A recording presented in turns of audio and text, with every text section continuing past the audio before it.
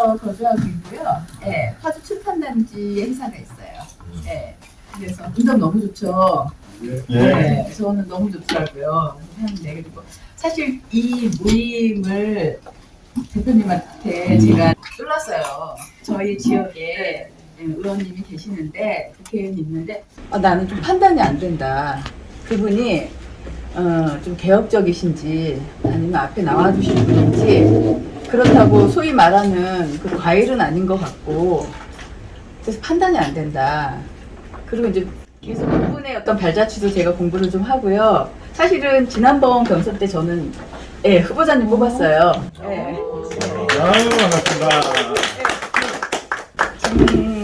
증거를 대라고는 어쩔 수 없지만 제가 인력을 보고 더 젊으시고 더 이렇게 앞서가는 느낌으로 그렇게 했는데 이제 그 느낌은 또 오늘 간담회 이후에 또 변할지 어떨지는 모르겠지만 그래서 좋은 인상 일단 갖고는 있었어요. 그러다가 윤 의원님하고도 몇 번 연락이 있고 뭐 자리를 가지려고 하다가 어떻게 이제 약속이 제대로 안 잡혔어요.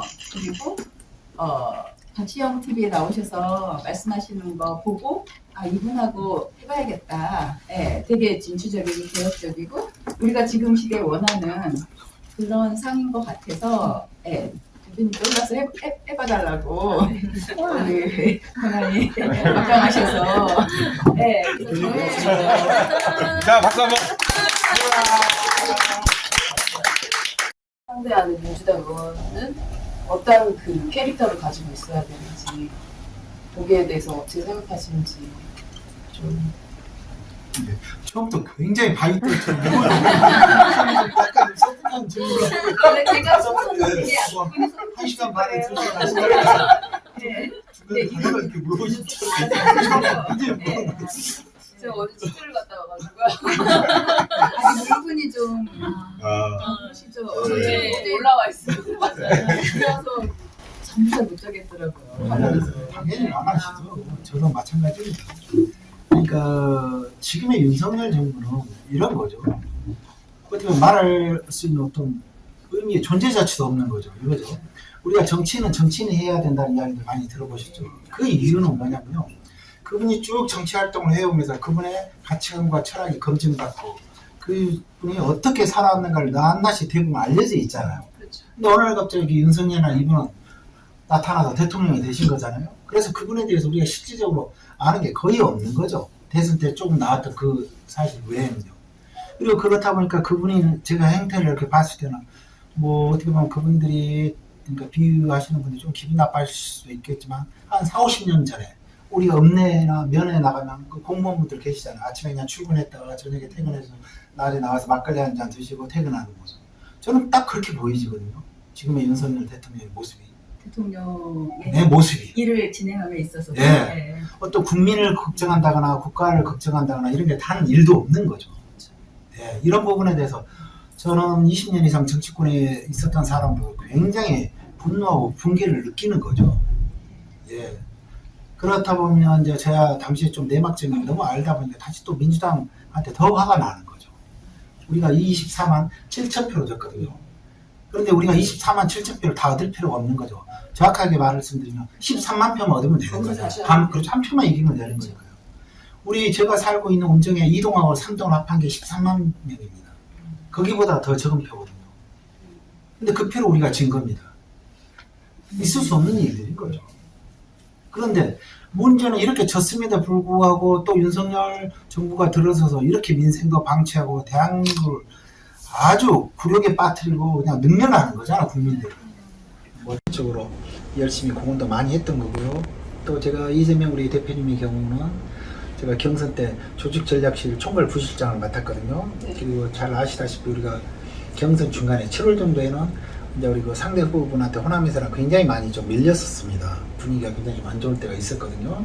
7월 중순 막 중하순 요즘에도 호남의 분위기가 근데 이제 그때 제가 전략 보고서를 직접 써가지고 정성우 의원님, 조정식 의원님, 임종성 의원님, 그리고 안민석 의원님, 김현덕 의원님 전북에 그분들을 의원분들 5분 모시고 제가 직접 브리핑을 해서 그때 이제 탄생된 게 그 우원식 의원님이 호남 그 특별위원장 돼가지고 최고위원이랑 전부 다 막 가서 한 적이 있었죠. 막 선대에.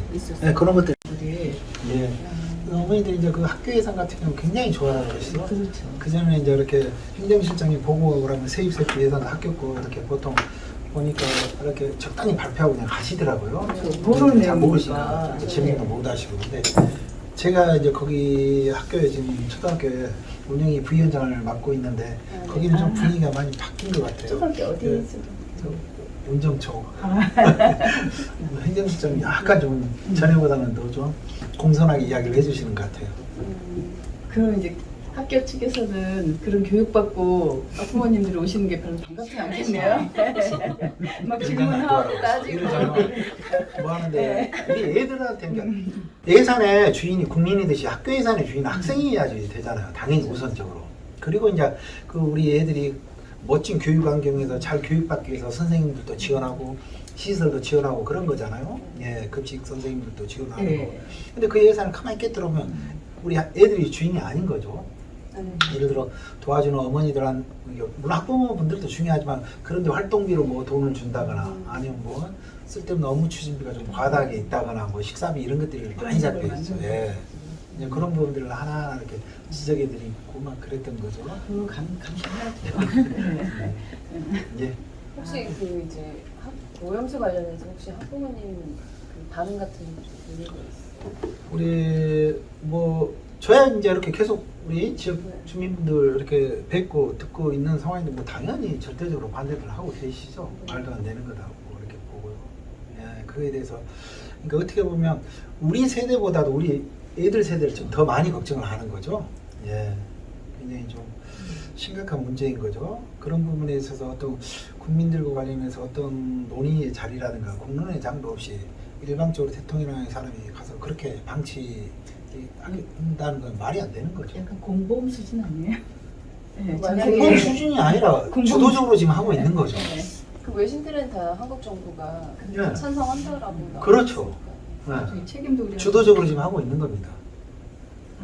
급식에다가 넣으려는 시도를 만약 한다면 당연히 반대해야 되지 않겠습니까? 저도 그 기사를 이건 보고 좀 그랬습니다. 민란이 일어나지 않을까? 예, 그건 있을 수 그 없는 일이죠. 어머니들이 그거는 못 참지 않아요? 그러니까. 예.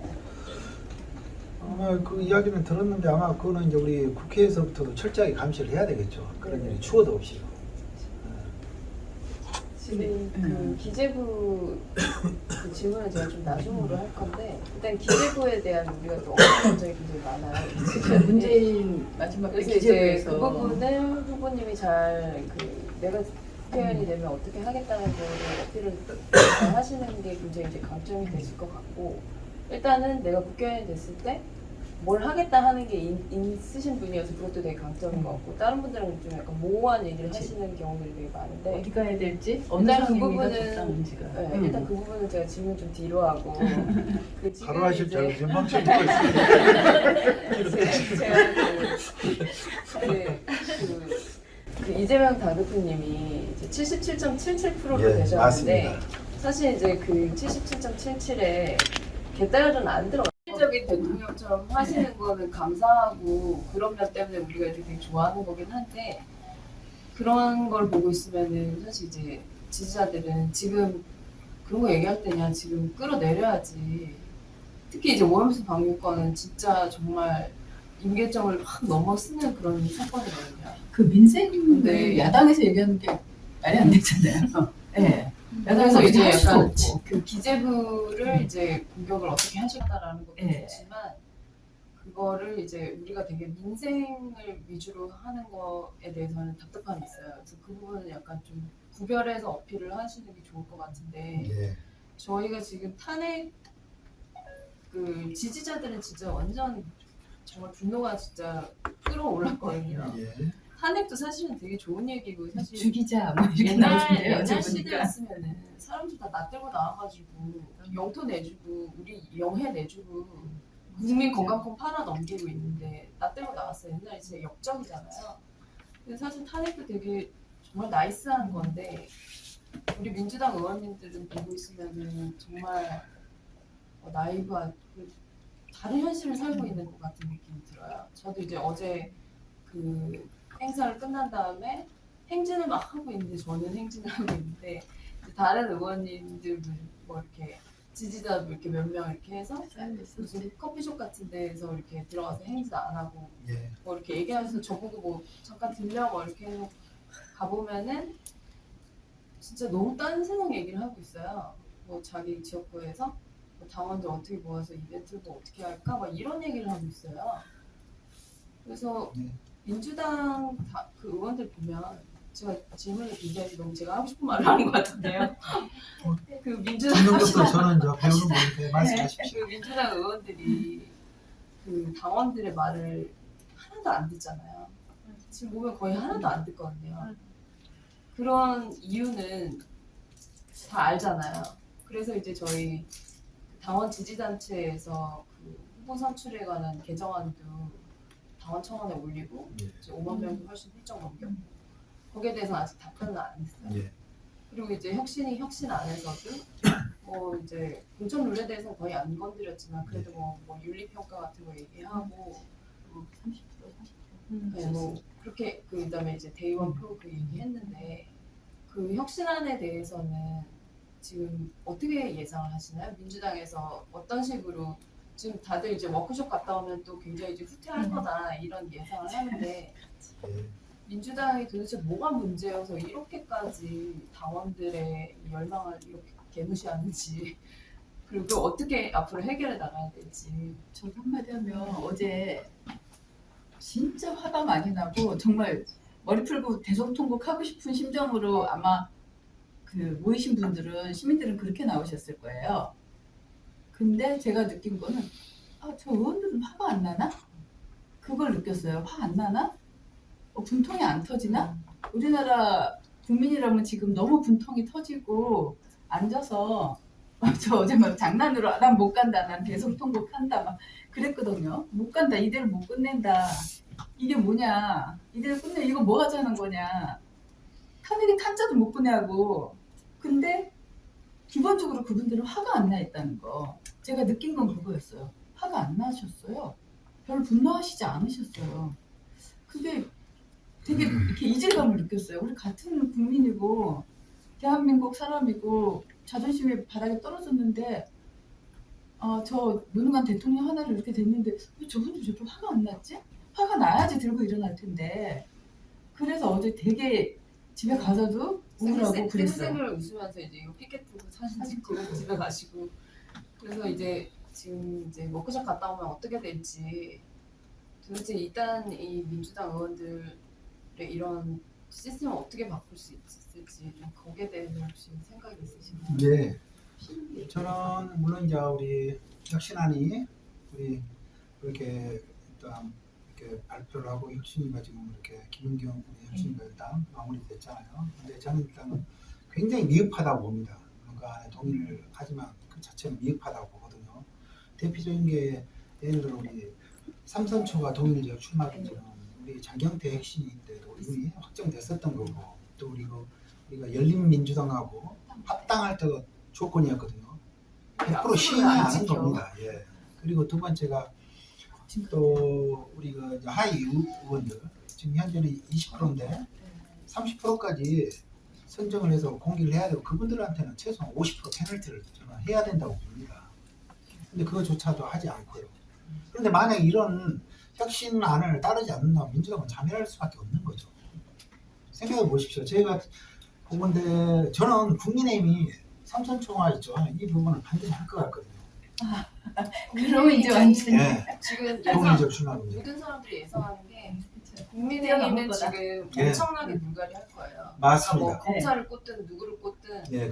근데 민주당은 거의 물갈이를 안 할 것 같아요. 그러면 중도층들이 투표 안 하죠. 모르니까 왜냐면 국진당이 더 혁신하는 것 같이 보여요. 썩 예. 제가 지금 그 그런데- 말씀 드리고자 하는 그런데 취지였습니다. 국진당을 찍기 싫어. 민주당도 찍기 싫고. 안 해버리면 그냥 그럼 투표를 이제 투표 안 하고 우리가 늘어가죠. 지는 거죠. 그럼 저희가 지는 예, 거죠. 지는 겁니다. 그래서 이거를 진짜 이 지지자들한테 다 뻔히 보이거든요.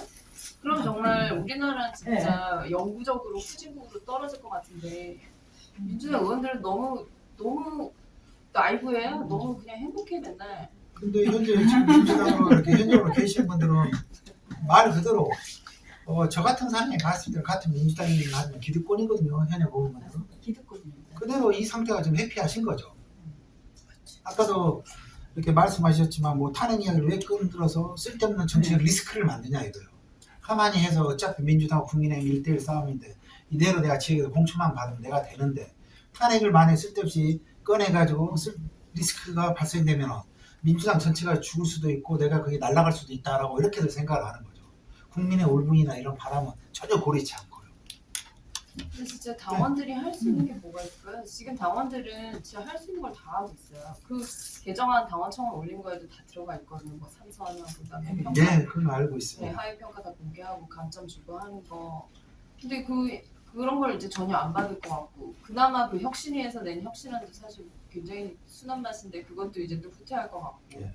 그럼 사실 이제 저희가 원하는 그런 후보들이 경선을 제대로 치를 수가 없어. 공정 경선은. 사실 공정 경선이 될 수가 없습니다. 이유가 뭐냐면요. 어떻게 도전자가 현역을 이긴다는 게 지역의 경선을 이긴다는 건 계란으로 바위치기가 더 어렵습니다. 지금 그 추미애 장관님하고 예전에 이제 부장관님이셨고 예. 측근이시잖아요.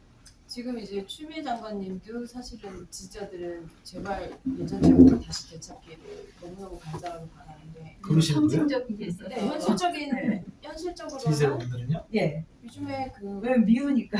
누가 미우니까. 고민정 최고위원께서 네. 출연 그 관련해서 부분은 저하고 좀 생각이 있다. 저는 근데 그러니까 어느 지역으로 가시든지 간에 정치를 다시 하시길 바라는데 출마하시는 건 동의하는데 네. 근데 이제 만약에 그 지역을 간다라고 하면은 당연히 공천 못 받겠지. 이렇게 하는 민주당 관계자들이 그런 얘기를 하는 거예요. 그럼 저희는 되게 이해가 안 되죠. 그 누구보다 경쟁력이 있는 사람을 왜 쟤한테 쟤 때문에 공천 못 받아? 예. 추 대표님 같은 경우도 아무튼 대한민국 우리 정치 역사상 추 대표님 같은 분은 여성 정치 탄생하기 굉장히 어려울 저는 없다고 봅니다. 지역에서 이렇게 오선하는 정치인은 어디 있겠습니까? 다른 분은 다 비례대표를 하고 그렇게 해서 시작을 하신 거거든요. 그리고 그 당시에 DJ 때 현직 여성 판사로서 바로 정치에 입문을 하는 유일한 분이거든요. 뭐 변호사를 거치지도 않고. 더군다나 이제 고향이 또 TK 대구셨잖아요. 그래서 제가 사실 어떻게 보면 그런 내막들을 너무 제일 잘 알잖아요. 가정적 이런 부분 오래 모셨기 때문에 99년에 제가 처음 모셨는데 그 당시에 이제 그 아버님한테 아무튼 뭐 네가 그렇게 할 때 없어 고기를 가냐 할 거면 뭐저 YS한테 가지 그럼 내가 이해라도 해주겠다 무슨 빨갱이 DJ한테 가냐 그 당시에 현지 여성판 그렇잖아요. 지금이야 세상이 바뀌었으니까 뭐 그럴 수도 있다지만 우리가 이렇게 바뀐 게 이렇게 얼마 안 됐거든요. 생각이 이렇게 넓혀진 지가. 예. 대구에서 처음. 근데 그거 어떻게 바꿔야 되나 이 민주당? 저는 제가 봤을 때 결국은 당원들이 바꿀 수밖에 없습니다. 네. 민주당의 의원들은 본인의 기득권 유지 때문에 나서질 않거든요. 막고 있죠 당원들이. 그렇죠. 오히려 막고 있죠. 근데 이 부분에 대해서도 강력하게 투쟁하는 수밖에 없는 거죠. 예. 그리고 정확하게 저는 이랬으면 좋겠어요. 핀셋처럼 요구해야 됩니다. 저는 혁신도 여러 가지 혁신들이 있거든요. 근데 가장 큰 혁신은 인적 혁신입니다. 사람이 일을 하기 때문에. 네. 예를 들어 다음번에 민주당의 국회의원이 누가 되냐에 따라 민주당의 방향이 바뀌어지는 거죠. 다음 대선도 어떻게 바뀌어지냐, 다음번 총선이 어떻게 누가 되냐에 따라 바뀌는 거 아니겠습니까? 저는 그거라고 봅니다. 민주당이 지금 몇 석을 차지하냐가 저는 중요하지 않다고 봅니다. 예를 들어 무슨 150석을 차지하냐, 140석을 차지하냐, 저는 그게 중요하다고 보는 게 아니거든요. 우리가 180석인데도 야당이 됐는데요. 180석이면 당연히 정권 안 뺏겼어야죠. 180석인데 아무것도 안 하는 걸 이미 맛봐서 사람들이 별로 이제 예. 의석수에 그러니까 전투력 강한 120석, 130석이면 훨 나을 수 있는 과거에 좀 그랬죠. 그렇죠. 좀 있었죠. 예. 진짜 과거에는. 그렇다면 그 인적 혁신은 결국은 총선의 공천과 관련한 부분인데 이 부분들을 관련해서 그게 우리 당원분들이 여실하게 좀 핀셋처럼 좀 들여다봐 주실 필요는 있습니다. 그 저희가 이제 그거 하면서 계속 회의도 하고 그러다 보니까 그 의원들은 명부를 다 갖고 계세요. 예, 근데 이제 후보자들은 그게 없는 거예요. 당연히 없죠. 예.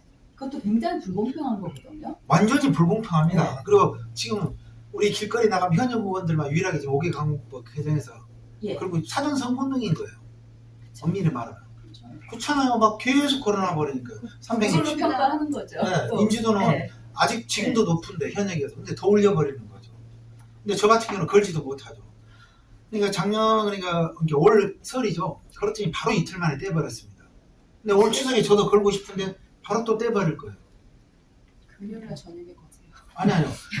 여름인데도 불구하고 붉은데도 불구하고 팀장이 나와서 보기에는- 직접 떼버렸더라고. 제가 보기에는 저쪽 편에서 바로 보고 네, 전화를 직접 그랬을 때린 것 거죠. 같아요. 누구 거 네. 특정인 거 조율출 거 떼라라고 특정인한테 연락을 받는 예, 거죠. 그랬을 것 같아요. 항상 감시하고 있을 거예요. 네. 네.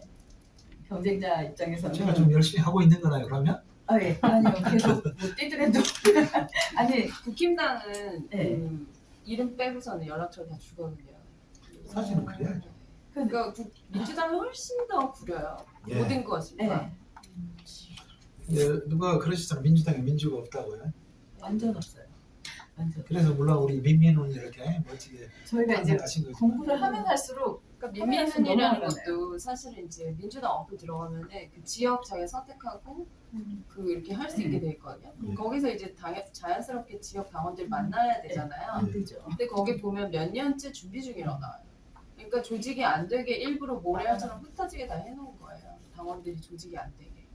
그러니까 이게 민주라는 타이틀을 단 당이 맞냐 라는 질문이 드는 거죠. 사실 저도 이런 카페 이렇게 운영하면서 하고 싶지도 않아요. 힘들어요.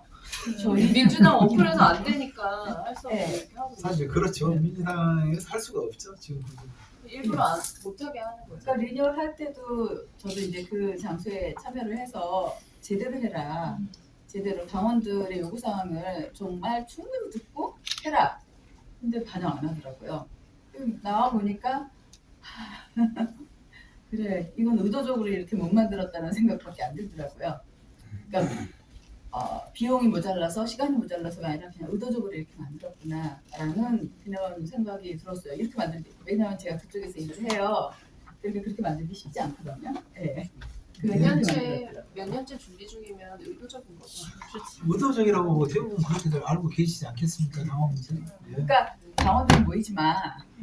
예, 보이지만 모이지 마. 모이면 이제 소리 내고 그 안에서 뭐 안에서 서로 이제 정보 교환하면서 알 건 알게 되잖아요. 지역에 대해서도 알게 되고. 그러니까 저도 그러다 보니까 이 안이 정말 큰일이구나 이런 생각을 많이 하게 됐거든요. 그래서 그리고 제가 꼭 여쭤보고 싶은 게 혁신안을 좀 다 보셨는지. 봤습니다. 네, 그 중에 혹시 좀 이런 거는 되게 괜찮다. 그러니까 혁신안을 보면 진짜 강성 당원 아니면 그걸 이렇게 다 보시지도 않아요. 그리고 거기에 관심 가는 뭐 대의원 1대1, 그 다음에 뭐 30%, 뭐 네.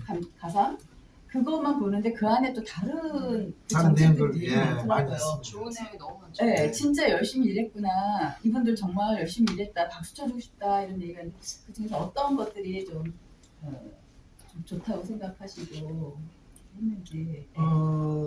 이제 제가 그래도 가장 이제 전에부터 이제 물론 이제 여러 가지 안들이 있었지만 제가 좀 이야기 드리고 싶었던 게 이 대의원 관련한 부분인 거죠. 네. 그게 너무 오랫동안 해왔습니다. 제가 정치권에 들어올 때부터 이미 그랬으니까요. 이유는 딱 하나 이거였죠. 영남에서는 당원 확보가 어려우니까 대의원을 40~50명에서 이 사람들한테 가산점을 줘야지 형평성에 맞다는 취지가 지금까지 한 네. 30년 가까이 와버린 거죠. 근데 아시다시피 이 대의원이라는 게 우리 지역위원장이 임명을 하는 거거든요. 네. 근데 지금 현재 60표를 가지고 있는 거예요. 권리당원 1명인데 대의원은 그 한 명이 권리당 60명의 지금 역할을 하고 있는 거죠. 예. 근데 그 지역에서 그러면 최소한 250명에서 300명을 통째로 그냥 그대로 오다 내려서 가는데 또 그 비율이 또 제일 높잖아요. 우리 대의원, 네. 그다음에 권리당 일반당, 요 시민 여론조사를 해서 하는데 이 부분에 대해서는 저는 단호하게 대의원 특권을 폐지시켜야 되고 이 부분에 대해서는 지금 혁신안 중에 가장 좀 갈채를 보내드리고 싶은 겁니다. 이 부분에 대해서 누구도 공식적으로 세게 이렇게 결론을 못 내렸던 거죠. 물론 작년에 혁신이 때도 이야기를 하셨지만 끝까지 그냥 굽힘 없이 나가셨던 이 부분에 대해 정말 박수를 강력하게 쳐드리고 싶습니다. 정말 이거 너무 당연하고 상식적인 걸 왜 싸워야 되는지 모를. 그렇죠. 어떻게 보면 너무나 인내는 당연한 겁니다. 예. 아니 별것도 아니고 당연한 거 해달라는데. 참. 그래서 제가 이제 더 새로운 모임이 있다고 그러지 않았습니까? 예, 저도 그거. 그래서 그 모임이 이제 사실은 올 4월에 출범이 됐습니다. 좀 말씀드릴 테니까. 예, 저 알고 싶어요. 네, 근데 그 새로가 올 4월에 출범이 됐는데 지금 현재 15분이 활동하고 있습니다. 그리고 이제 저희가 한 20분까지만 한 5분 정도만 좀 추가로 더 이렇게 모시려고 하는데 거기 활동하신 분들은 민주당이 이제 정치혁신과 정책 대안을 마련하는데 내년 총선에도 출마하실 분들인데 비지역 위원장분들. 예. 그래서 지금 최강욱 의원님이 비례대표시잖아요. 예. 지역위원장이 아니시고 예. 상임 대표를 맡고 있으시고 그리고 이재강 우리 경기도 평화부지사 그분이 공동대표 그리고 조국 장관을 보좌하는 황현순 선배 청와대 선임행 이렇게 두 분이 공동대표 그리고 이제 저랑 나머지 분들은 이제 집행위원입니다.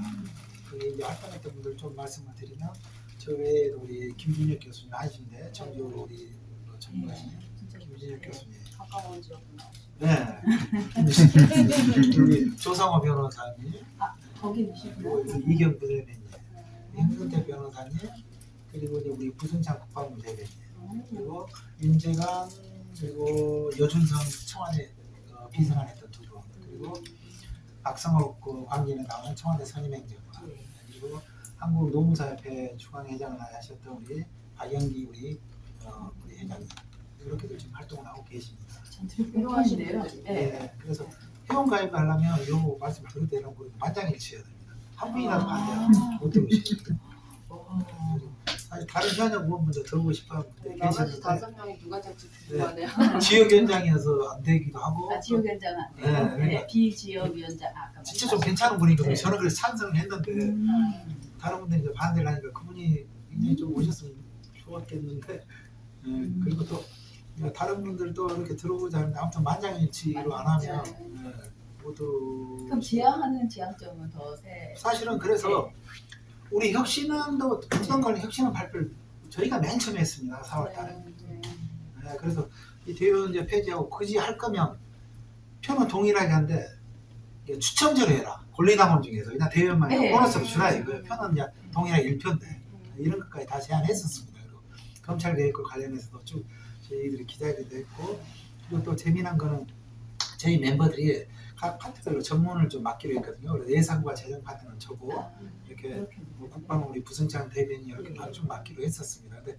그래서 제가 이제 추경 관련해서 기자회견을 좀 준비하고 그랬는데 혹시나 이게 터져가지고 좀 약간 소년됐습니다. 네, 좀 주말에 좀 기자회견 나고 좀 그러려고 그랬는데 지금 같은 좀 가려지죠. 지금 갑자기 생각나는 건데 그 코로나 때 자영업자들 지원해 준 거를 다시 뺏는다는 그러니까요. 네, 왜냐면 이제 그거 좀 말씀을 드리면 그러니까 지금 올해 정확히 우리 세수가 지금 40조 원이 빵꾸 났거든요. 근데 그 빵꾸 난 게 경제가 안 좋아서 물론 그런 부분도 있는데 그 중에서 14조는 우리 윤석열 정부가 들어와서 우리 대기업들 법인세 감사하고 소수 특권층 있죠. 소득세 그것 때문에 지금 14조 원이 빵꾸 났어요. 그 거치던 게 안 거치는 그렇죠. 거치던 게 지금 정확히 안 거친 거죠. 40조 안에서 15조 가까이. 이런 부분들이 있는 거죠. 그런데도 불구하고 우리 대기업들은 법인세까지 감면해 주는데 우리 30대 재벌 대기업들의 사내유보금 그러니까 회사의 현금으로 이렇게 소위 말해서 어디 비업무용으로 가지고 있는 예를 들어 금융자산에 투자한다거나 비업무용 자산에 투자해 놓은 게 바로 사내유보금이거든요. 여기에 투자해 놓은 게 가지고 있는 게 1,000조 원이나 됩니다. 근데 우리 가계부채는 우리 GDP가 2,100조 원 정도 되거든요. 우리 가계부채 2,100조 원이 넘습니다. OECD 국가 중에 1위예요. 압도적으로. 있을 수 없는 일이거든요.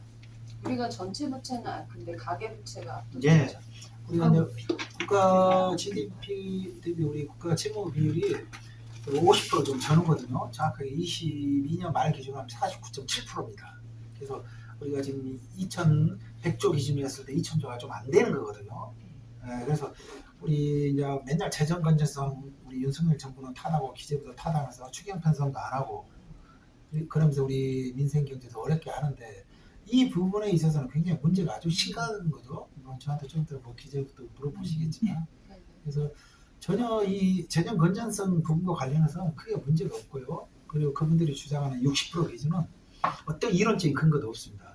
우리 EU가 탄생할 때 1992년대 그때 그냥 막연하게 60% 국가 채무비율 60%만 하자 제안을 했는데 유럽 국가 중에 누구도 지킨 국가도 실제로 없었습니다. 일본은 200%. 맞습니다. 이렇게 뭐 200% 정도가 아니라 실제 서류로 제가 공식적인 서류만 그렇지 실제로는 훨씬 많습니다.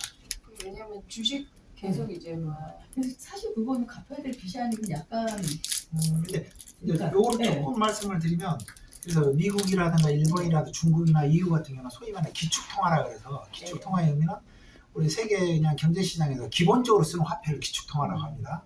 중국도 이제 그렇죠. 위안화까지 포함인 거죠. 한 4-5개 이렇게 보는 거죠. 엔화, 달러, 그다음에 유로화 그리고 위안화 중국까지 한 4개 정도.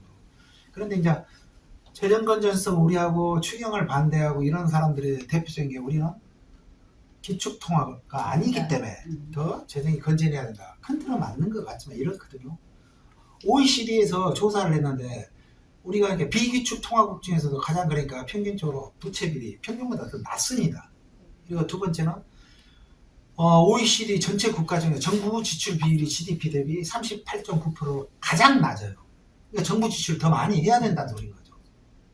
근데 이런 것들은 다 무시하고 막연히 우리가 기축통화국이 아니기 때문에 우리는 채무 비율을 더 낮춰야 된다. 그래서 우리는 지금부터 줄여야 된다. 이거는 기재부가 여전히 자기네들이 주인이고 정치인들을 가지고 노는 거죠. 국민들을 무시하고. 그걸 흔들려고 하는 제가 말씀드린 이런 것들도 민주당에 누가 좀 나서서 세게 이야기를 해줘야 되는 아쉽게 이런 부분들에 대해서 최선을 짚어주는 분이 없잖아요. 기자회견도 좀 한번 토론에 나가서 이야기 좀 이제 해주시죠. 제가 질문 드릴게요. 그러면 이제 국회의원 되시면은 네.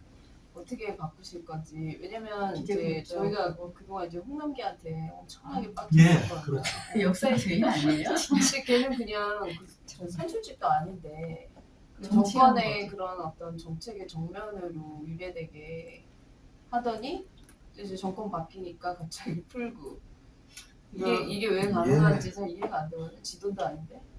사실 어떻게 보면 뭐 인명권을 가지고 있는 민주당의 책임인 거죠. 당시 우리 집권 당하고요. 그렇지 않습니까? 예. 그리고 그게 바로 기재부의 정확한 본질을 보여주는 거죠. 대통령이 임명한 기재부 장관이 코로나 경제로 어려우니까 추경 편성하라는데 홍남기 기재부 장관이 안 한 거잖아요. 대선 직전에.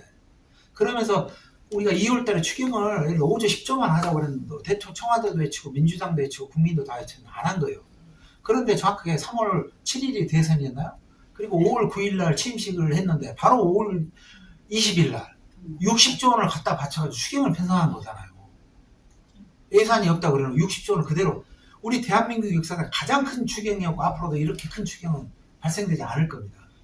이게 기재부의 작태였고 누구도 견제를 못하고 정치인 중에 짚어주지도 못했던 거죠. 그래서 제가 국회를 가면 이걸 하고 싶습니다. 우리 지금 사실 검찰의 가장 큰 문제가 기소권뿐만 아니라 수사권까지 가지고 모든 걸 전행했기 때문에 문제 아닙니까? 기재부도 동일합니다. 예산에는 두 가지 크게 권한이 있거든요.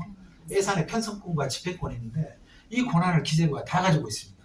편성만 예. 하면 되는 이 문제점을 지적하기 위해서 IMF 그 위기를 초래했던 그 당시에는 재정경제원이라고 그랬거든요. 지금은 기재원인데 그 당시에 예산 편성권과 집행권을 다 가지고 있었습니다. 그래서 김대중 정부에서 이걸 분리시켜버렸던 거예요. 대한민국을 너무 병폐로 만드니까. 그래서 그때 탄생한 게 우리 아셨던 기획예산처입니다. 그래서 그러니까 예산의 편성권을 기획예산처가 별도로 두고 그리고 이제 집행이나 결산만 재정경제부가 하도록 했는데 이걸 MB정부가 2008년 5월에 지금의 기획재정부로 IMF 전원으로 돌려버린 겁니다. 그래서 제가 국회에 가면 어제 너무 가면 정부조직법을 개정을 해서 이 기획예산처 지금에 가지고 있는 예산 편성권을 별도의 기재부에서 떨어뜨려서 별도의 부처를 반드시 만들겠습니다. 예산을 국민한테 돌려드리겠습니다.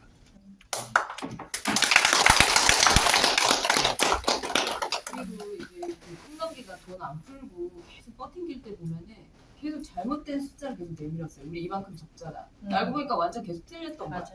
1분기 때 발표한 적자 숫자랑 2분기 때 갑자기 1분기 때 발표했던 게 완전 틀렸던 거고. 근데 거기에 대해서는 왜 아무를 제재를 못하는지. 우리 대표님이 아주 중요한 말씀을 해주셨습니다. 사실은 우리 정치권에서 아쉽게 그런 것들을 잘 깨뜨려 볼 수 있는 분이 많지 않거든요. 그러니까 가지고 오면 국민들이 가져오면 그게 단 줄 압니다. 근데 이제 제가 그래서 지역에서도 예산 수급을 강의할 때도 우리 여기 계신 분들 회계사나 뭐 세무사나 이렇게까지 될 필요가 없습니다. 다만 최소 어떻게 돌아가는 정도는 알아야 되는 거 아닙니까?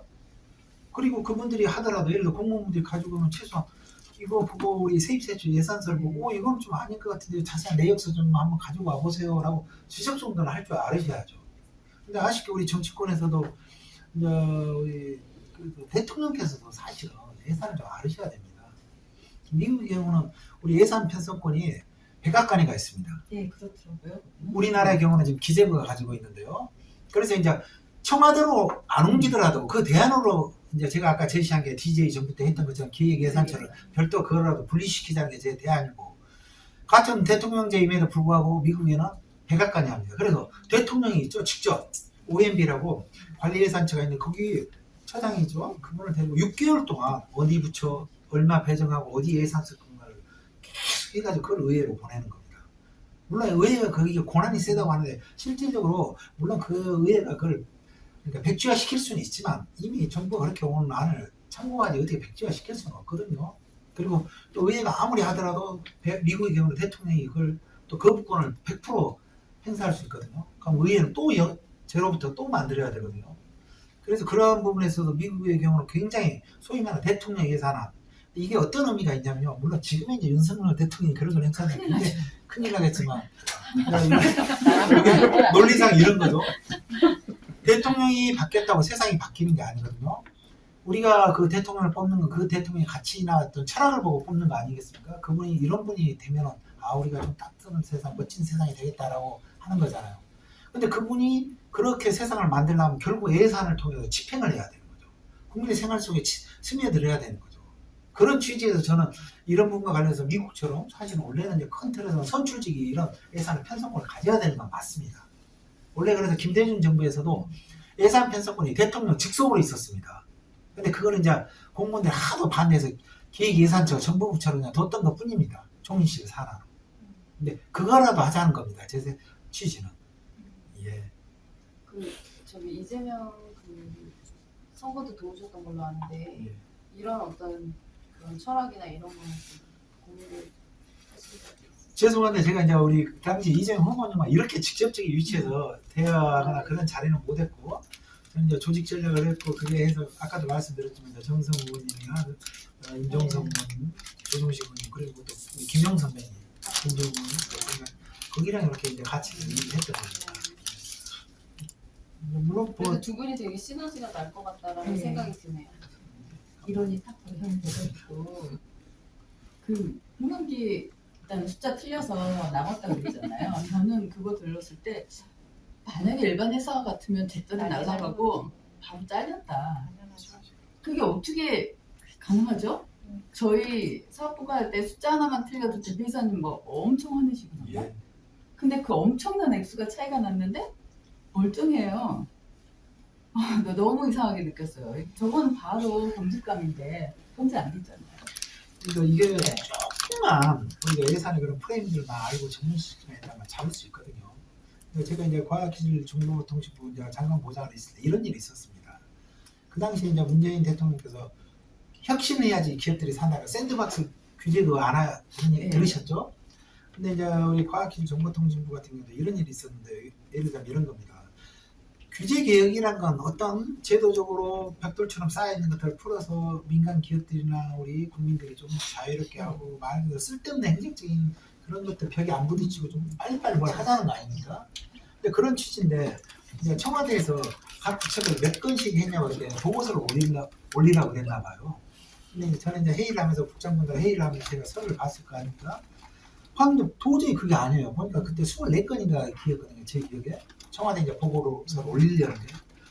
근데 제가 다 과학기술 정보통신 돌아가는 걸 봤더니 그게 나오지가 않거든요. 그래서 제가 좀 물어봤어요. 솔직히. 이거 도대체 어떻게 된 겁니까? 그랬더니 원래는 안 되는 거를 6개월만 안에 답만 해주면 되는데 3개월 안에 안 되는 걸 답을 해줬기 때문에 규제 안 하된 거다. 그게 21건이라는 거예요.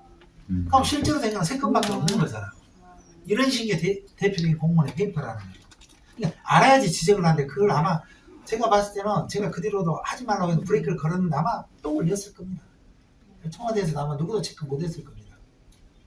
근데 최소한 그래서 정치든 뭐든 간에 하려면 제가 아까도 말씀드렸지만 우리가 세상을 바꾸고 뭔가를 좀 하려면 그에 걸맞는 실력과 좀 그런 것도 갖춰야 된다고 저는 그래서 말씀을 드리고자 하는 겁니다. 말로만 정치할 수는 없잖아요. 윤석열 정부가 말로만 당신 그렇게 하면 안 되라고 하는 게 중요한 게 아니라 어떻게 예를 들어 윤석열 정부가 해오고 있는 정책들 윤석열 정부를 또 실제로 어떻게 제대로 지적하고 견제하고 깔 수 있을까 이런 부분들에 대해서 정확하게 대안을 제시를 해야 되는 거죠. 예.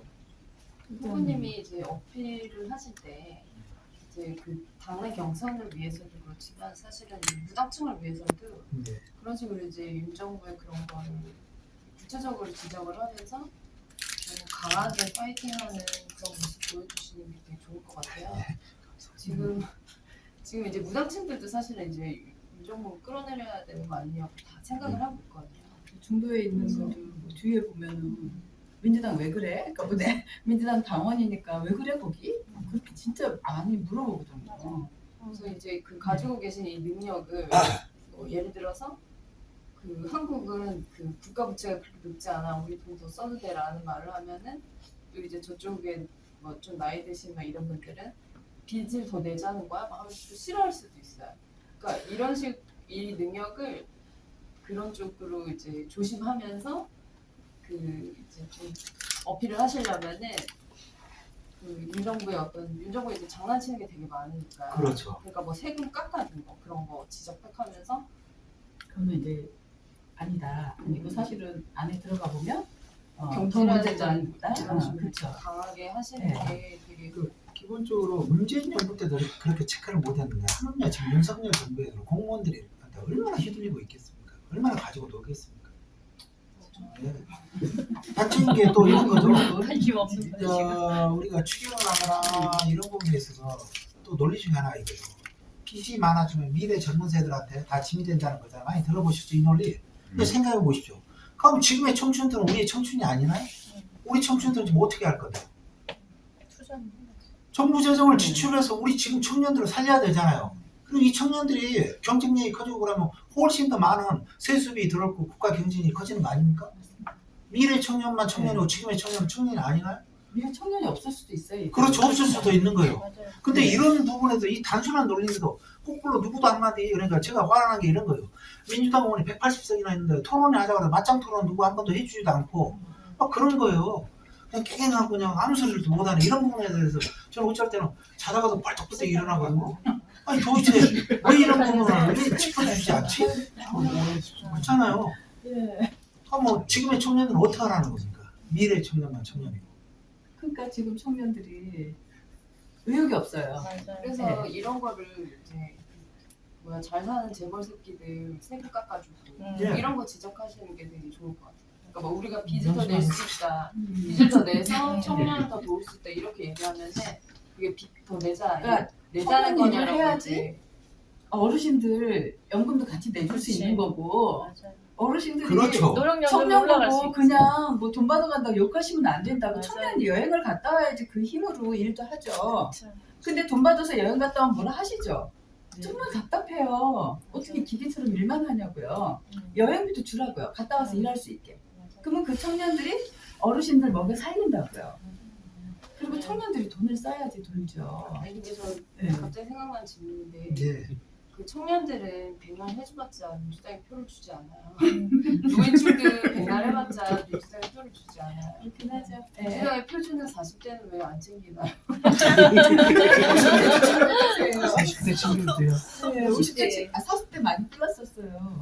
완전 충성하는 40대는 왜 아무것도 안 해주는 아쉬운 게 그런 부분들이 우리 민주당 좀 정권 잡았을 때 좀 제가 좀 아쉬웠던 게 우리가 결혼들 요새 좀 늦게 하시잖아요. 뭐 30대 후반이나 이렇게 40대까지도 계속 애를 또 낳고 그러시잖아요. 물론 저도 그렇게 애를 늦게 낳고 그랬지만 보육과 관련한 부분에 있어서 좀 정부가 해줬어야죠.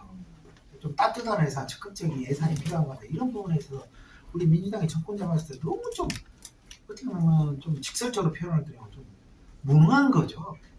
네. 거기 기재부가 기재부 때 막혀 있는 것도 많지 않았을까요? 맞습니다. 그러니까 네. 문재인 정부의 청와대에 이렇게 구조를 조금 말씀을 드리면 우리가 대통령 비서실장하고 정책실이라는 게 있는데 우리가 많은 분들은 대통령 비서실장이 가장 높은 분인지 아는데 그게 아니라 이원화되어 있습니다. 비서실장이 있고 정책실이 따로 있습니다. 그래서 비서실장은 정책 빼놓고 나머지 일을 하는 거고 정책실장도 똑같습니다. 장관 거고. 정책 관리하는 건 정책실장이 별도로 보고를 하는 겁니다. 비서실장 거치지 않고. 그런데 재미난 게 뭐냐면요. 우리가 나중에는 그 정책실장도 기재부 차관 출신, 선임행정관도 국장, 그 밑에는 행정관도 과장, 기재부를 그대로 청와대 옮겨놨는데 어떻게 문재인 정부가 국민을 위해서 일을 할 수 있겠습니까? 그러니까 이런 부분들이 좀 정치권에서 좀 치밀하게 준비되고 가야 된다는 거죠. 우리가 예를 들면 정치권에 맨날 가는 사람들 의전실, 뭐 총무실, 뭐 수행팀 이런 데로만 가는 거예요. 그리고 좀 뭐 그냥 뭐 시민사회실 이런 정도. 정책실에서 가서 일하는 사람들은 거의 없습니다. 근데 그걸 공무원들한테 맡기기 때문에. 근데 예를 들어 저처럼 정치도 알고 좀 나름대로 갖추고 능력 있는 분들이 많이 계시거든요, 여의도에. 그럼 그런 분들을 좀 요소요소에 넣어주면 체크가 되잖아요. 그리고 공무원들이 가지고 못 놀게. 근데 이런 부분들에 대해서 또 구조적인 문제가 있고 우리가 다음번에 정권 잡으면 꼭 행해야 되는 겁니다. 예. 그게 바탕이 돼야 될 것 같아요. 예. 돈줄이니까. 예. 예. 거기서 흔들리니까 못하는 거거든요. 그래서 저도 기재부 진짜 만행을 보면서 야 저기는 검찰 못지 않다라는 생각 좀 많이 했거든요. 예. 네. 검찰의 나라고 기재부의 나라고 예. 대한민국. 국회의원도 기재부 눈치 보잖아요. 받아야 되니까. 예산 받아야 되니까. 그래서 저건 정말 잘못된 거다 이런 생각 진짜 많이 했거든요. 제가 당선되면 기재부가 제 눈치 보도록 만들겠습니다. 예, 그래서 제가 기재부 카피를 제가 넣었거든요. 그러니까 너무 멋져가지고 네, 좀 계속 써볼. 네, 써주세요. 써주면 감사하겠습니다. 진짜로 먹히거든요. 근데 기재부 잡는 사람 여태까지 없었거든요. 잘해주시네요. 기재부에서 막 횡포를 부리고 그다음에 이제 또 이제 이런 이 독재 정부에서 지금 사실 독재 정부잖아요. 그렇죠. 독재 정부에서 이제 재벌들만 챙기고 하는 그거를 내가 찾아서 예를 들어서 40대의 워킹맘에 뭐를 도와주는 걸 하겠다. 그런 식으로 좀 이제 그 전형적인 그 집토끼들 층인 세대 그다음에 이제 여자.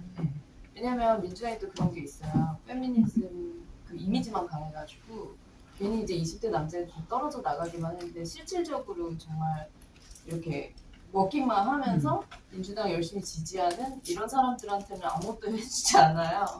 네. 그래서 이제 페미니즘 이미지만 강하지 실질적인 페미니즘은 뭘 하는 게 하나도 없어요. 여자들의 삶이나 뭐 그런 게 나아지게 하는 게 하나도 없어요. 사실은 그런 거를 연결해서 또 하시면은 사실 이제 집토끼들이 막 이렇게 밀집하게 또 이제 우리 여자들이 또 정치에 관심이 많다 보니까 그렇게 될 수 있지 않을까 하는 생각이 드네요. 네. 저희 원래는 이제 보통 이제 같이 참석하신 분들도 질문하실 분 있으면 질문하시는데 없으신 중간에 그러니까 쉬는 분위기로 질문들 한번 해주십시오. 또 그 다음 또 질문 계속 네. 끝나고 나면 이어가시도록. 질문 아니라 그냥 하고 싶은 말씀 하셔도 돼요. 예. 때려잡자.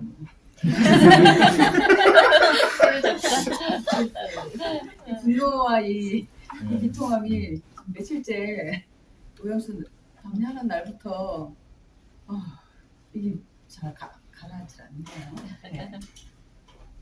뭐 저희 아무 질문 하셔도 되나요? 박사님이랑 같이 준비를 지금 계속 해오고 당원들 모집을 해서 현재 기득권을 이겨내야 되니까 저희들이 보이지 않는 곳에서 파주 가본 준비를 하고 있었어요. 지금까지 계속 항상 저희가 염려하고 준비되면서 힘들었던 것은 저렇게 갖춰져 있는 정치인으로서 갈 수 있는 벽들이 너무 많더라라는 거죠, 민주당 자체가. 그래서 사실 지금까지도 해오면서 가장 힘들었던 부분이고요.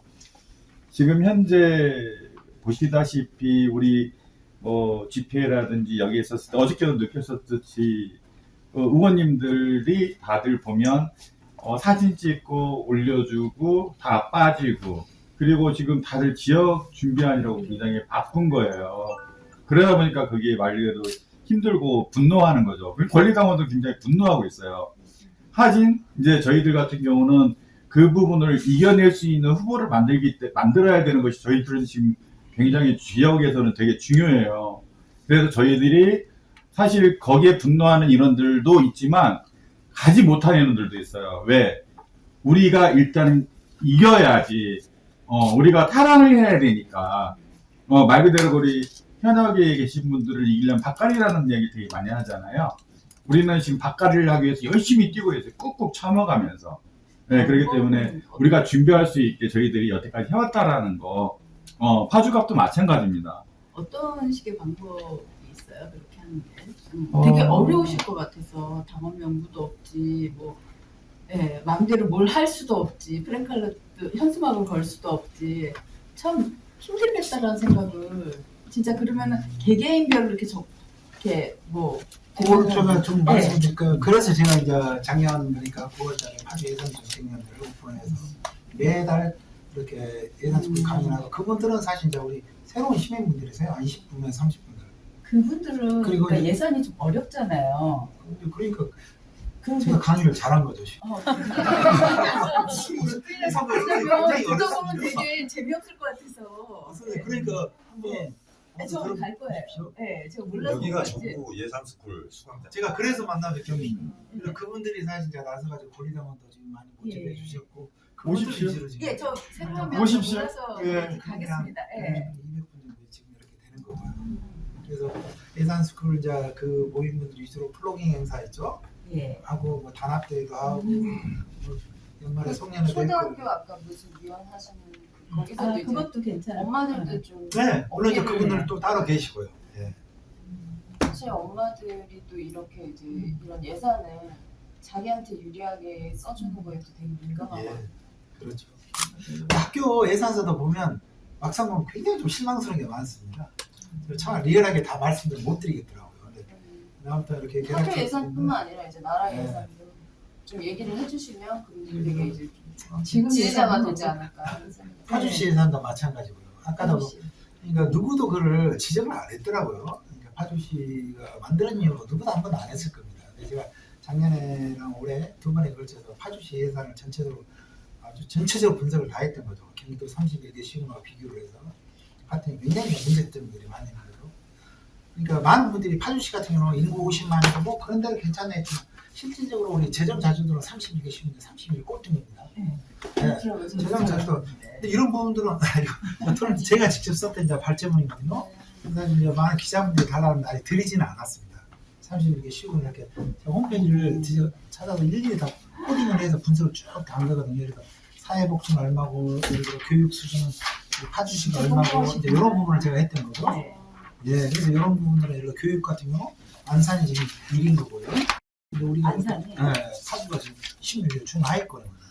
예산 전체 예산 규모는 10인데 이런 부분들을 사실 알아야지 우리 시민분들이 금방 하고 제가 이제 주민자치에 강의 나갔는데 예를 들어 운정 3등은 인구가 이렇게 많은데 주민자치 활동 관련 예산 수준 20개 시군 중에 14인 거죠.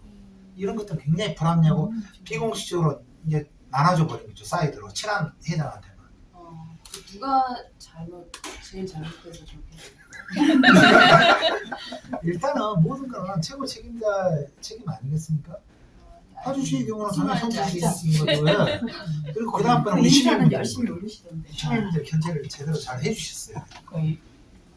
시민들이 너무 힘들어요. 사니까. 그러니까 이런 것들을 제가 강의 드렸던 겁니다.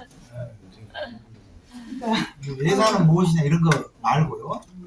그러면 이제 오죠. 아우 우리 동네가 몇 등이야 막 이러면서 예. 이거 왜 이래야 돼? 14는 되게 14로. 자기 동네예요. 아, 요즘 세금을 내기가 싫어가지고. 리얼하게 분석해서 드리고 이렇게 이제 그런 부분들에 대해서 저랑 같이 소통하고 이렇게 공유를 하시거든요.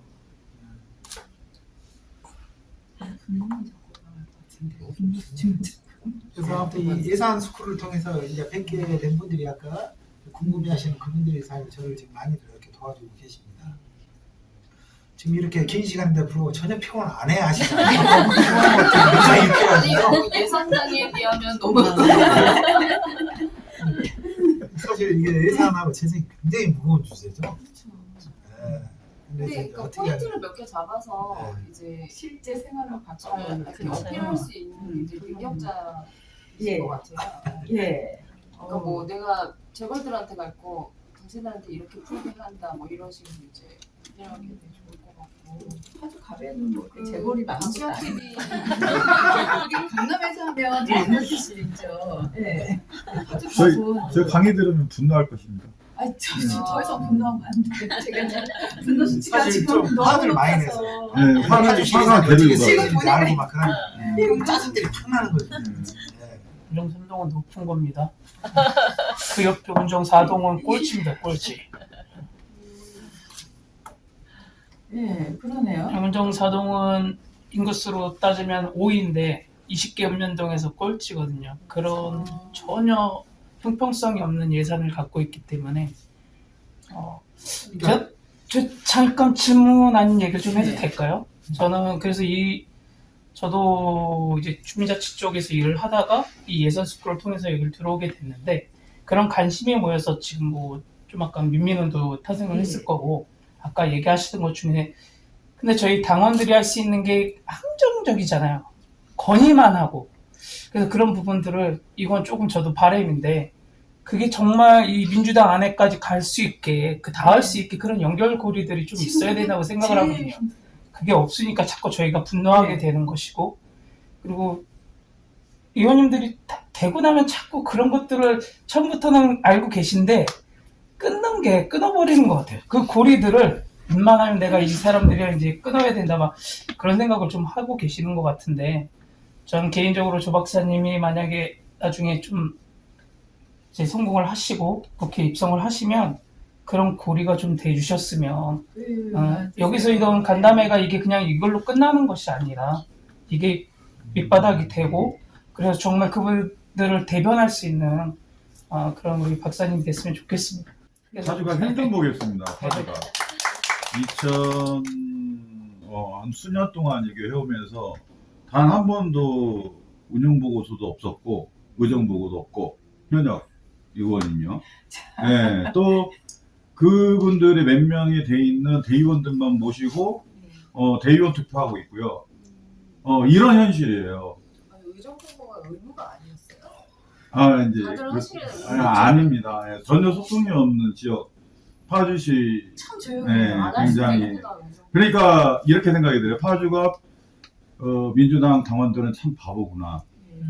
예. 우리 박사님이 준비하시는 것은 매월 1회 의원이 되시면 매월 1회 소통 강의하신다는 거. 예산 네. 시민 네. 예산학교를 제가 연다고 제 1호 공약. 예, 1호 공약입니다. 지역 1호. 예. 그러니까 예산을 통해서 그러니까 제가 자꾸 직장 생활하고 비교하게 되는데 직장 생활은 일단은 매출 보고도 있고 원인 분석에 대한 보고도 있고 계획도 있고 그걸 수없이 하거든요. 부서작업도 수없이 하고 근데 왜 국회의원들은 그걸 안 하려고 하냐는 거죠. 그건 당연한 거거든요. 어떤 조직에서도 왜 그거 요구하면 왜 이 난리를 치는지 그거 하자고. 기재부하고 그 검찰 특활비하고 직접 연결되는지 어쩐지 모르겠는데 검찰 특활비는 그게 어떻게 가능한가요? 그거는 이게 이제 예산서를 제가 이제 이렇게 좀 봤거든요. 그러니까 우리 법무부 예산에 포함돼서 가더라고요. 근데 이것도 지금 민주당에서 왜 아무도 안 봤나 싶은데요. 법사위 그 세입세출 예산서죠. 그걸 제가 이제 구하려고 그랬는데 그걸 안 올려져 있더라고요. 리스트업하면 또 예. 근데 문제를 봤더니 윤석열 정부 들어도 당연히 우리 예산들이 팍팍 늘었죠. 검찰 관련한 예산들이. 예. 근데 이런 부분에 대해서 누구도 지적도 안 하고 있는 거죠. 그러면서 다른 민생 예산들 깎고 돈 없다는 소리 해서 말이 안 되는 거죠. 근데 이제 일반 회사에서 뭐 작은 거 하나 써도 당연히 영수증 진빙 그렇죠. 하는 건데 지들 그냥 용돈 쓰듯이 쓰는 돈을 1년에 150억씩 쳤으면 맞습니다. 그게 말이 되는지 예, 어떻게- 세상이 바뀌었잖아요. 그러니까 그런 마인드가 정확히 뭐 3, 40년 전에 말 그대로 독재 정권 때 있었던 그 관행을 누구도 지적을 안 하니까 현재까지 해오고 있는 겁니다. 그러니까 이게 바로 예산 혁신입니다. 예산 계획인 거예요. 그럼 지금의 검찰이 탄생할 수 없었겠죠. 그 부분도 그 이제 예산 편성하고 집행하고 분리를 하면 좀 개선이 될 수 있어요. 당연하죠. 그런 걸 이거는 막기, 꼭 말씀해주세요. 그러니까 막기 위해서 바로 예산 편성하고 있죠. 집행을 분리하자는 겁니다. 예를 들자면 이런 겁니다. 우리가 통상 부정을 저지르는 데서 은행에 있어서 수입과 지출이 있잖아요. 이게 돈을 입금시키는 사람이 또 찾아오는 사람이 있잖아요. 이것만 분리를 시켜놔도 거의 회사에 부정부패 안 일어납니다. 근데 이거를 동일인한테 맡겨놨기 때문에 우리 그 신협이라든가 막 그 농협 같은 데서 꼭 사고 나죠. 아주 단순한 논리입니다. 이거는 뭐 그렇죠. 솔직히 말해서 예산학교는 그렇게 일단 어렵지 않습니다. 네. 반응이 자, 박수 한번 칠까요? 검찰 개혁 맞아요. 만약에 검찰 특활비 잡을 네. 거다. 맞아요. 재벌 세금 깎아준 거 다 잡을 거다. 다 이런 거 잡아내야지. 하시면 개혁 막을 거다. 국민의 세금 이번 대로 쓰지 마라. 이제 네. 한 마지막 질문 할까요? 예, 박세영 말씀해 TV 나오셔가지고 그 중에 이제 질문이 그 정치인 팬덤에 대해서 어떻게 생각하냐 그런 뭐 개딸 뭐 이런 그 개딸이랑 상관없이 일단 정치인의 팬덤이 어떤 의미인가 거기에 대해서 이제 답은 하셨는데 박세영 TV에서 답은 하셨는데 다시 한번 말씀해 주시고 예.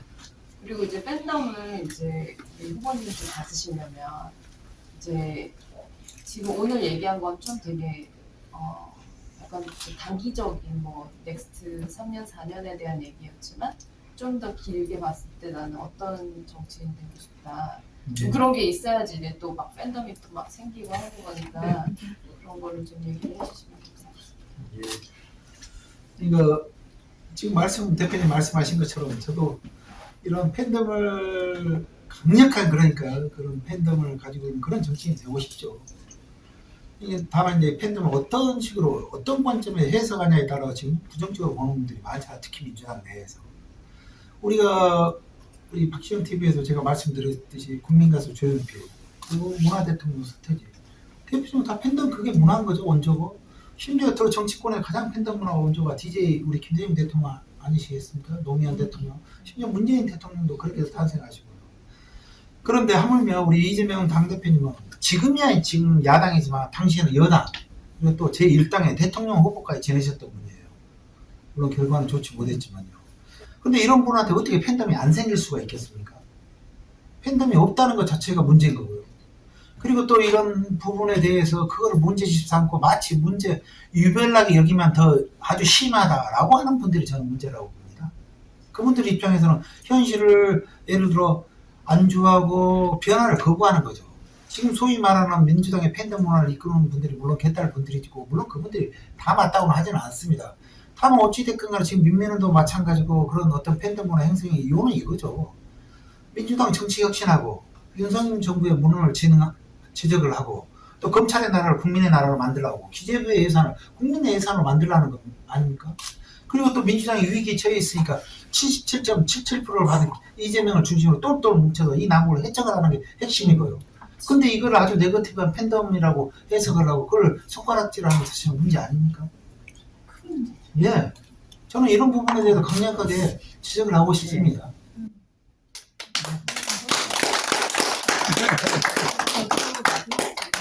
드릴게요. 지금 윤우덕 의원님 3선 예. 이번 이제 4선 나오신대요? 못 나오게 좀 해주세요. 삼선 제한, 동일 지역, 출마 금지 이렇게 고개가 네. 되면 몸이 안 좋대요. 몸이 되게 안 좋다고 네. 예, 저도 뭐 이렇게 네. 소문을 들었습니다. 네. 일단 그 후보님에 대한 어떤 의견, 그러니까 장점이든 단점이든 이렇게 말씀해 주시고요. 캐릭터도 좋고 그러면 그 후보님하고 나는 어떤 차별성과 경쟁력으로 같이 예. 경선을 치를 수 있을지 그 부분 말씀해 주시면. 그리고 우리 지금 파주갑 지역에 윤호덕 의원님이 지난 12년 동안 삼선이시고 10년 동안 정치 활동을 하셨거든요. 예, 제가 뵌 윤호덕 의원 굉장히 성실하시고 착하신 분이세요. 그 의정 활동도 우리 훌륭하게 잘 해오셨습니다. 그리고 우리 운정 신도시가 지난 20년 동안 급속도로 발전하다 보니까 많은 요구사항들이 있었음에도 불구하고 혼자서 이렇게 하실 수는 다 없잖아요. 예를 들어 제가 있는 파주갑이 운정 2기 이제 신도시거든요. 근데 잘 아시겠지만 신도시가 제대로 크려면 4가지를 갖춰야 됩니다. 첫 번째가 이제 말 그대로 교통, 두 번째가 일자리, 그리고 세 번째가 우리 교육, 네 번째가 이제 의료 아니겠습니까? 근데 파주의 경우는 이 4가지가 제대로 갖춰진 게 하나도 없습니다. 2기 신도시 유일하게 지하철이 없고요. 근데 우리 파주의 신도시가 일산 신도시에 1.4배로 조성돼 있습니다. 그런데도 불구하고 지하철이 없는 겁니다. 제가 그때 박시영 TV에서 95, 96년 헷갈렸다고 그러는데요. 제 아내랑 연애할 때 일산 대화역이나 주행역으로 왔을 때 이미 3호선이 아무것도 없는 허브를 파는 대로 지하철에서 개통을 해서 다녔거든요. 근데 정확히 보니까 96년 1월에 개통을 했더라고요. 제 기억이 거의 맞았던 거죠. 근데 하물며 지금 우리 파주 운정 신도시는 일산보다도 더 큼에도 불구하고 지하철이 없는 거죠. 그리고 또 GTX가 이제 개통을 한다지만 결국은 GTX A의 개통 목적이 강남을 가기 위한 거죠. 서류상에 2028년에 개통을 합니다. 근데 서류상에 28년이니까 실질적으로 2030년에는 아마 개통이 될 겁니다. 그리고 두 번째는 이제 우리 일자리와 관련해서는 조금 이따 말씀을 드리고, 세 번째 교육과 관련해서는 뭐 우리 선생님도 잘 아시겠지만 우리 초중학교 얼마나 지금 과밀학급 심각합니까? 그리고 네 번째 의료와 관련해서 인구 50만인데 불구하고 대학병원급의 종합병원이 없는 현실입니다. 그리고 재정 자립 능력은 31위 중에 31위로 최하위고요. 일자리 창출과 관련해 좀 말씀을 꼭 드리고 싶은 게 있거든요. 이번에 우리가 그러니까 얼마 전에 국회에서 우리 접경 지역의 경제를 살리기 위해서 평화경제특구법이라는 게 통과가 됐습니다. 소위 말해 접경 지역이 뭐냐면 우리 휴전선을 중심으로 해서 우리 파주라든가 뭐 김포 이렇게 쭉 있지 않습니까? 이 지역들이 그동안에 여러 가지 우리 남북 분단으로 인해서 희생도 되고 그러다 보니 경제적으로 많이 받죠. 그걸 이제 좀 만회하기 위해서 이번에 통과된 게 평화경제특구법입니다. 그런데 이제 우리 파주도 거기 대상이긴 합니다. 근데 얼마 전에 통과된 그 평화경제특구법에 독소 조항이 있습니다. 그게 이제 5조인데요. 이겁니다. 우리 파주는 군사시설 보호구역 100% 중에 87%입니다. 면적이 서울의 1.2배인데 군사시설 보호구역 87%인데 평화경제특구법 5조에는 이렇게 되어 있습니다. 다른 법하고 우선순위 여부를 하는데 군사시설 보호구역법에 의해서는 우선하지 못한다라고 강제조항으로 못을 박아놔버렸어요. 80%. 그럼 이 의미가 그러니까 네. 평화경제특구법이 시행을 할 수가 없는 거죠. 실효성이 거의 없는 법입니다. 제가 그래서 국회에 들어가면 이것도 제일 먼저 고쳐야 될 법안 중에 하나입니다. 임의조항으로 바꾸겠습니다. 아니할 수 있다라고 해야 되는데 현재는 지금 아니한다라고 의무조항으로 강제조항으로 못을 박아버렸어요. 아니할 수 있다라는 거는 상의를 해서 논할 수 있는 여지가 있는 건데. 근데 이러한 부분들에 대해서 우리 시민들이 모르고 또 우리 행정가분들도 제대로 지금 모르고 계시더라고요. 논의해서 우리 애칭에 무조건 파주에 평화경제특구 오는 줄 알고 계세요. 그러면 그 법이 통과될 때 저희 지역의 국회의원님들은 왜 그거를 그대로 통과시켰냐는 아마 그걸 알고 계셨을 것 같고요. 그리고 사실 없는 것보다 있는 게 낫지만 이게 실효성으로 있게 가기 위해서는 87% 강제조항을 임의조항으로 그렇죠. 바꿔야죠. 네, 이 부분에 대해서는 뭐 그게 활동하셨던 분들이 잘 아시지 않겠습니까?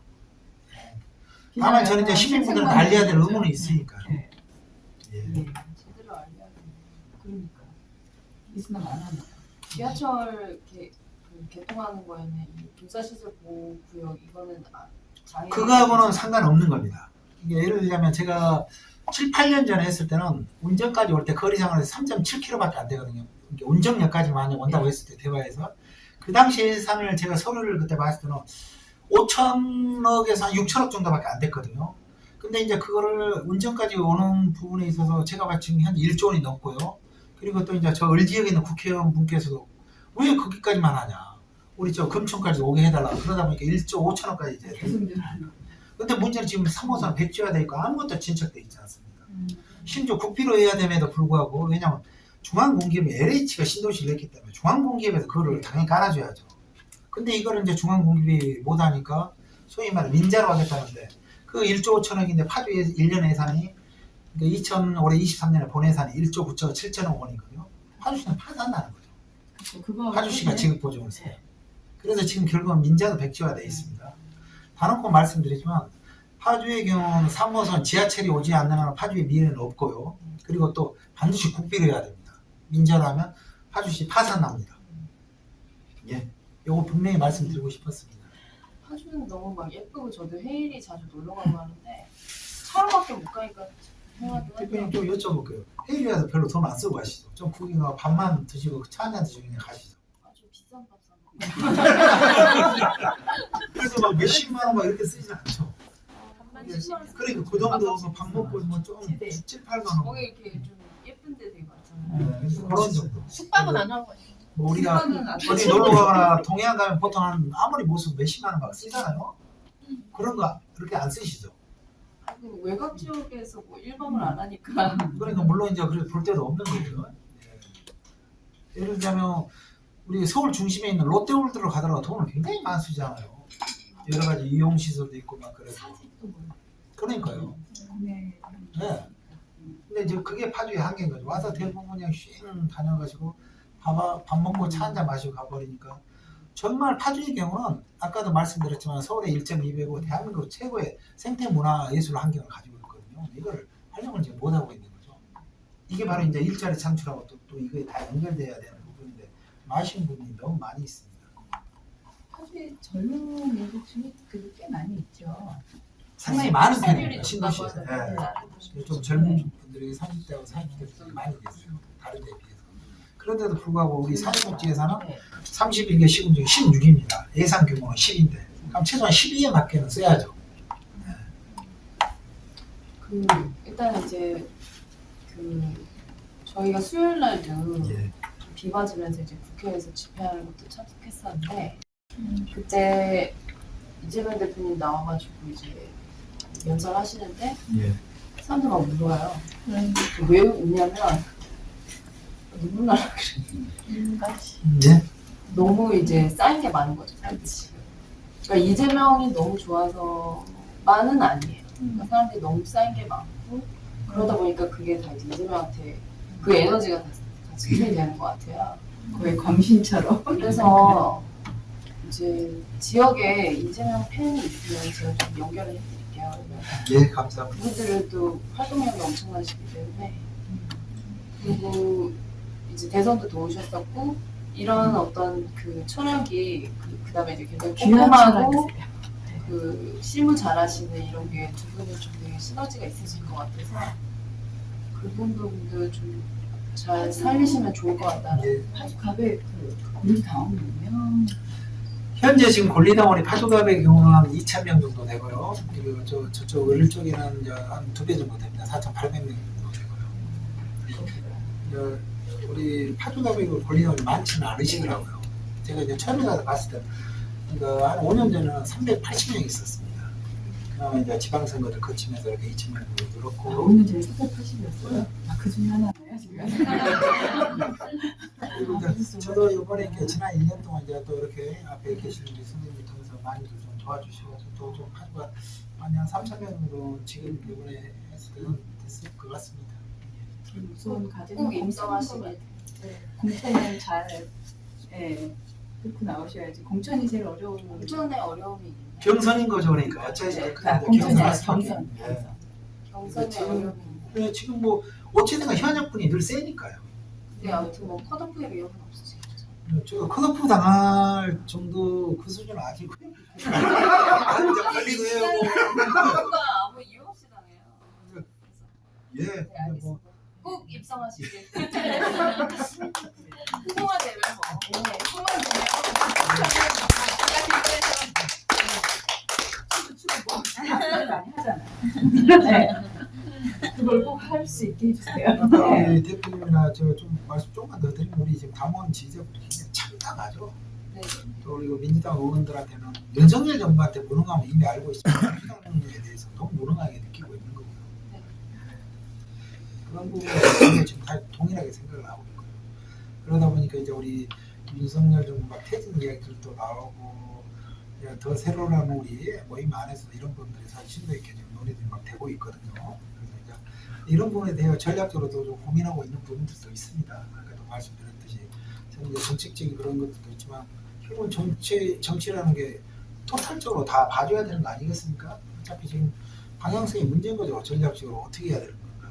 이런 부분에 대해서 우리 민주당뿐만 아니라 지지자분들이 함께 해야 되고 같이 고민해야 된다고 저는 봅니다. 예. 네, 오늘 너무 감사합니다. 꼭 입성하시길. 저는 이제 오늘 대표님 초대해 주셔서 너무 감사하고 선생님도 감사합니다. 네, 일단 마음을 정했습니다. 좀 전해주시라니까 우리 두 분 모시고 사진 좀 찍겠습니다.